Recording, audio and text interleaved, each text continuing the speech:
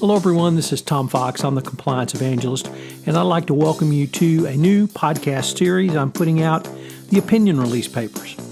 FCPA opinion releases are a very useful tool that is baked into the statute, the FCPA itself. You can ask questions to the Department of Justice that are fact-based scenarios about an action your company would like to engage in and get an opinion back.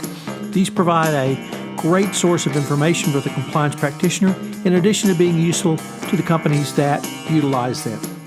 Over this series, I'm going to visit opinion releases and mine those for the facts presented to the Department of Justice and what the resolution was. In this episode, we take up Opinion Release 0702, which is the second part of two opinion releases from 2007, which deal with payment for travel of foreign government officials. This one provides a little more detail, and it's a great bookend to 07. Opinion Release 0702. In this second opinion release of 2007, the Department of Justice considered another scenario whereby a U.S. company desired to pay for the travel to the United States of foreign officials and for some business entertainment while those persons were in the U.S. It has some additional facts beyond those in 0701 and therefore is important for a compliance program and compliance practitioner. Background. In Opinion Release 0702, the company desired to pay certain domestic expenses for a trip to the United States by approximately 6 junior to mid-level officials of a foreign government for an educational program at the requestor's U.S. headquarters prior to the delegates attending an annual 6-week-long internship for foreign insurance regulators sponsored by the National Association of Insurance Commissioners. The event was held at the requestor's U.S. headquarters. The 6 officials had been selected by the foreign government without the involvement of the requestor. The purpose of this trip was to familiarize the officials with the operation of the U.S. insurance company. The requestor had no non-routine business pending before the foreign government agency that employed these officials. The sponsored training program was designated to last for approximately 6 days, which was 5 days of training plus travel time. The requestor paid the travel expenses and limiting those payments to, in the domestic realm, economy air class travel to the U.S. requestor's headquarters.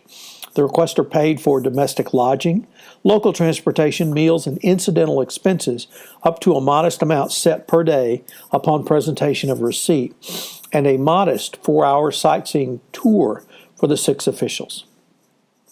So what were the requestor's representations in Opinion Release 0702? They were the following. The U.S. company would not pay the travel expenses or fees for the participation in the National Association of Insurance Commissioners program. Next, the U.S. company had no, quote, non-routine, end quote, business in front of the foreign governmental agency. Next, the routine business it did have before the foreign governmental agency was guided by administrative rules with identified standards. Next, the U.S. company did not select the delegates for the training program in the United States. The U.S. company would only host the delegates and not their families. The U.S. company would pay all costs incurred directly to U.S. service providers and only a modest daily minimum to the foreign government officials based upon a properly presented receipt. Any souvenirs presented would be of modest value with the U.S. company's logo. Here, a little bit different than the Opinion Release 0701, there would be a 4-hour sightseeing trip in the city where the U.S. company is located. And finally, the total expenses of the trip were reasonable for such a trip, and the training would be provided at the home offices of the U.S. company.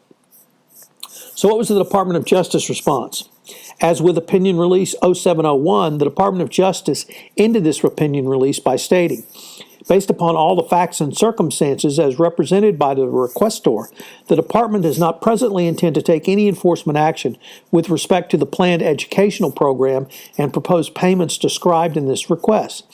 This is because, based upon the requestor's representations, consistent with the FCPA's promotional expenses affirmative defense, the expenses contemplated are either reasonable under the circumstances and both reasonable under the circumstances and directly relate to the promotion, demonstration, or explanation of the company's products and services. Discussion. What can one glean from both Opinion Release 0702 and 0701? Based upon them, it would seem that a U.S. company can bring foreign officials to the U.S. for legitimate business purposes. A key component is that the guidelines are clearly articulated in your company's compliance policy. Based upon Opinion Releases 0701 and 0702, the following should be incorporated into a compliance policy regarding travel and lodging. First, any reimbursement for airfare, at least domestically, should be economy class. Second, do not select the particular official who will travel. That decision should be made solely by the foreign government. Third, only host the designated officials and not their spouses or family members. In other words, no WAGs. 4, pay all costs directly to the service providers. So airfares, hotels, to the extent you can provide local transportation, all paid directly. In the event that an expense requires reimbursement, you may do so up to a modest daily minimum upon presentation of a written receipt.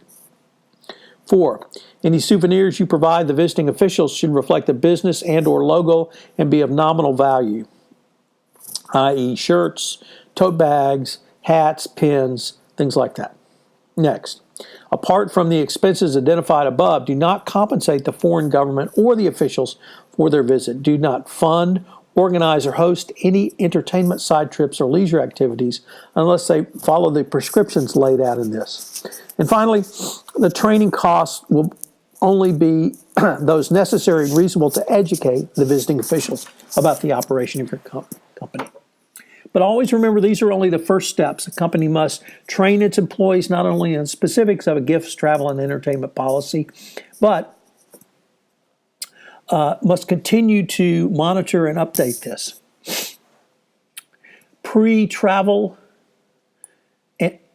and entertainment must be pre-approved by your compliance function, bookended with monitoring of all expenses, which should be documented in case regulators ever come knocking.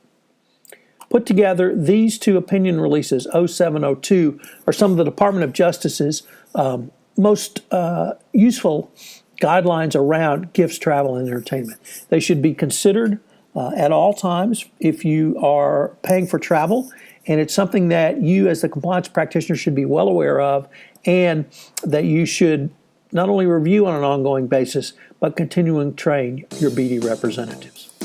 Hello everyone, this is Tom Fox again. I hope you've enjoyed this episode of the Opinion Release Papers. I hope you will join me again for another episode. If you have any questions on the information presented in this episode of the Opinion Release Papers, please give me a shout at tfox@tfoxlaw.com. The Opinion Release Papers is a special presentation of the Compliance Podcast Network.